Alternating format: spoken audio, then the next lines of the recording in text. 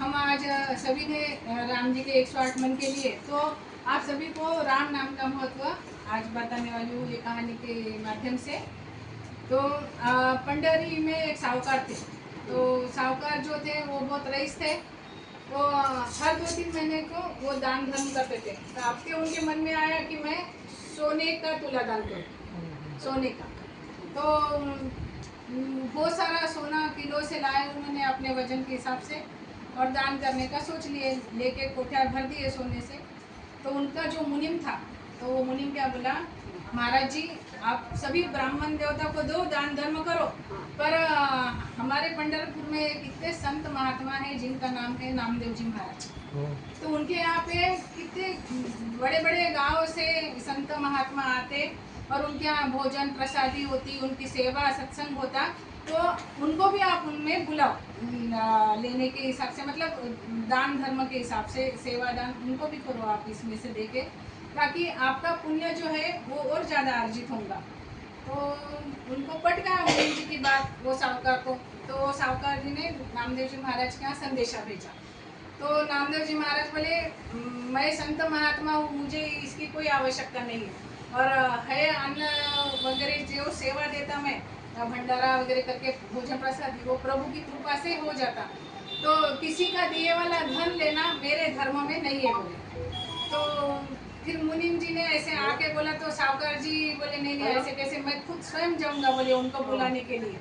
तो फिर वो स्वयं गए वहाँ पे नामदेव जी महाराज के यहाँ पे, और उनको बहुत अच्छे से विनम्रता से सभी बोले कि आप मेरे तुलादान में अगर आप आए तो मुझे बहुत ज़्यादा आनंद होगा, आप आइए तो सही, आप मुझे भी एक सौभाग्य दीजिए, हमारे यहाँ घर के आपके चरण स्पर्श होने दीजिए, तो भी मैं धन्य समझूंगा। उनकी इतनी विनम्रता और आग्रह के खातिर नामदेव जी महाराज उनके यहाँ जिस दिन तुलादान था उस दिन आए।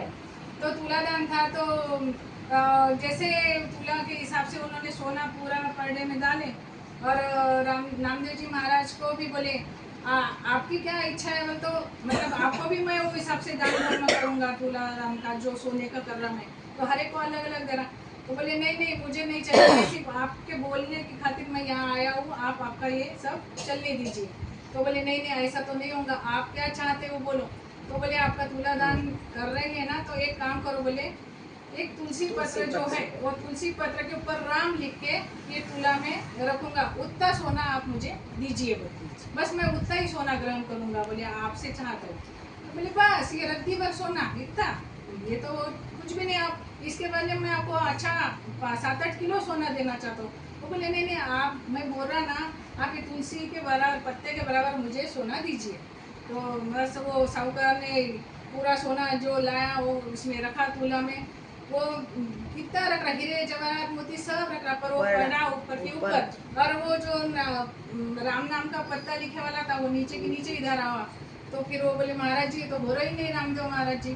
तो बोले नहीं नहीं आप देखो, बोले आपके जितने भी मेहमान वगैरह आए वाले हैं उनसे भी आप विनंती करके उनके गहने वगैरह डालो इसमें, बाद में लगे तो उनको ये वापस कर देना, मैं लेके नहीं जाऊंगा, उनका वापस दे दूंगा, पर एक बार का तुलादान कंप्लीट होने तक।